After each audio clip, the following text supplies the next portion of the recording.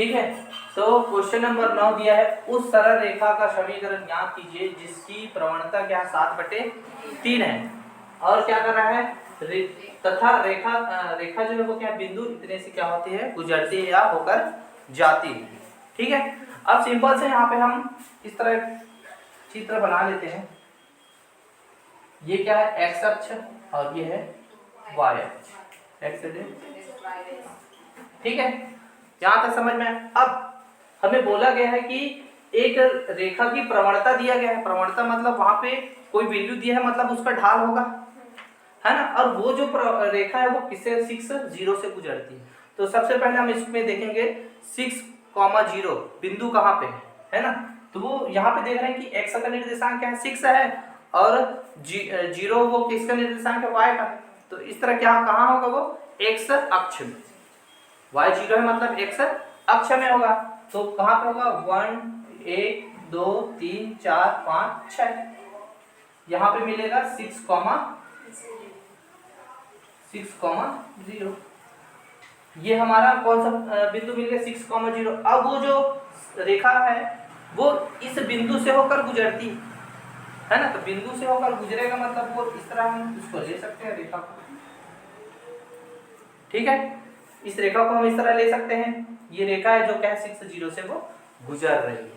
और यहाँ पे क्या दिया है, इस रेखा का क्या दे दिया गया है, प्रवणता। इस रेखा की प्रवणता m बराबर क्या दिया है, 7/3 इस रेखा का, है ना। यहाँ तक समझ में आ गया, आया कि नहीं आया, ठीक है।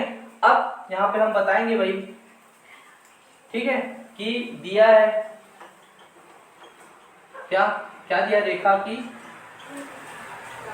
प्रवणता m बराबर 7/3 है ना। और क्या दिया है कि रेखा जो है वो क्या है, रेखा बिंदु 6,0 से गुजरती है। अब जब रेखा जो है वो 6,0 से गुजरती है मतलब वो क्या करता है, रेखा के समीकरण को क्या करता है, संतुष्ट करता है ना। रेखा के जो समीकरण है उसको संतुष्ट करेगा। मतलब यहाँ पे हम क्या ले, रेखा का समीकरण क्या होता है, रेखा का समीकरण y बराबर mx प्लस c, है ना। तो यहाँ क्या करता है, रेखा जो है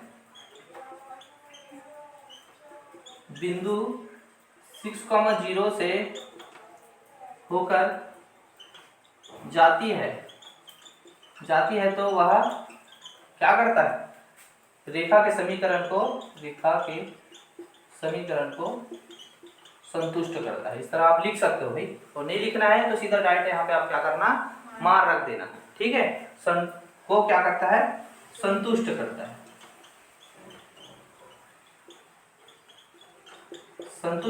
है, है ना।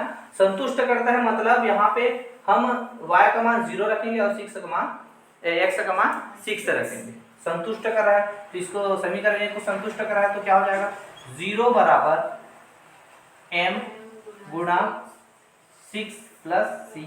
यहाँ पे m का मान हमें पता है ना, उसको हम रख देते हैं 0 बराबर 7/3 गुणा 6 प्लस 6। समझ में आया ना यहाँ तक। यहाँ इसको 6 और 0 कैसे रखें ये समझ में आया ना, आया कि नहीं आया जी।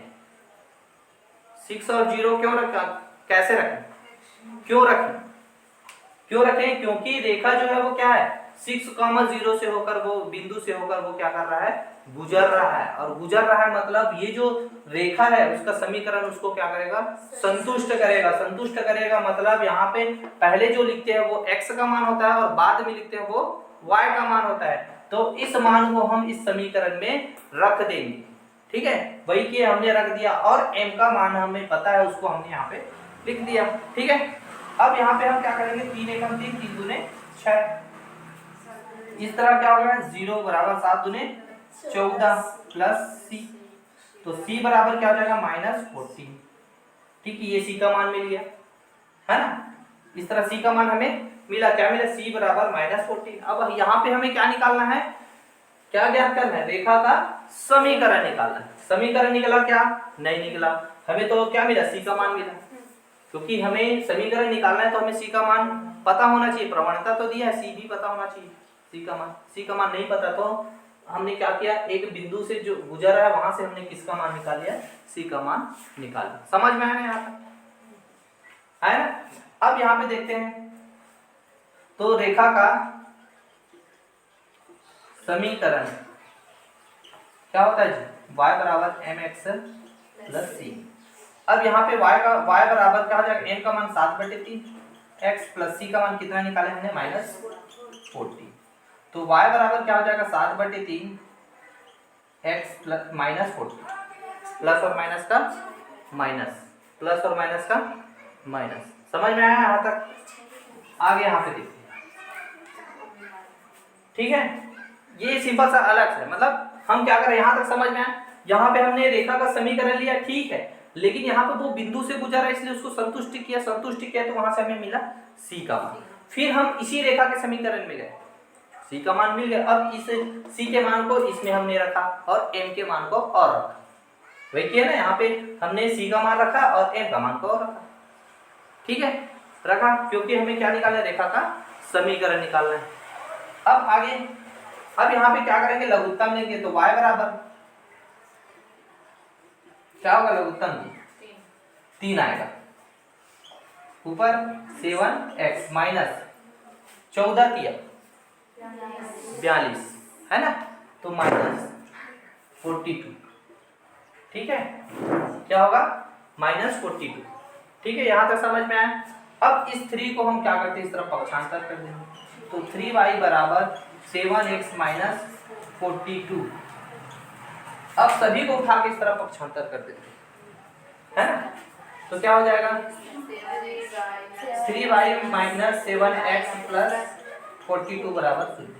ये माइनस हो गया, ये प्लस हो गया। अब यहाँ से अगर हम चाहते हैं कि x वाला पहले रहे, है ना, तो यहाँ से हम माइनस कॉमा ले सकते हैं। माइनस कॉमा ले लेंगे तो क्या हो जाएगा? 7x, ये 3y क्या हो? -3y माइनस 42 बराबर। इस तरह ये इसका क्या मिलेगा? हमें समीकरण प्राप्त होगा। समझ में आया नहीं? आया ना समझ में? सबसे पहले हमने क्या किया? सबसे पहले हमने बताया प्रवणता दिया है, बिंदु दिया है, और हमने क्या माना? रेखा का समीकरण माना। मतलब समीकरण ये होता है करके। अब ये जो रेखा जो है वो किसी बिंदु से गुजर रहा है, मतलब ये जो समीकरण को वो बिंदु क्या करेगा? संतुष्ट करेगा। संतुष्ट करेगा मतलब हम क्या करेंगे? इसकी जगह हम यहाँ पे मान रख देंगे, y की जगह 0 और x की जगह 6। तो ये मान रखने पर हमें क्या मिल गया? c का मान यहाँ पे मिल गया। फिर हम c का मान मिल गया तो फिर उसी रेखा के समीकरण में फिर गए हम वापिस, गए कि नहीं गए? यहाँ पे फिर आए, वापिस आए तो हमने क्या किया? रेखा का समीकरण लिखा और वहां पे हमें m का मान पता है और c का मान यहाँ से हमने निकाल लिया, उसको यहाँ पे हमने रखा है। रखने के बाद उसको हमने सॉल्व किया तो हमें एक समीकरण मिला। वही जो समीकरण क्या है? रेखा का यहाँ समीकरण है। ठीक है।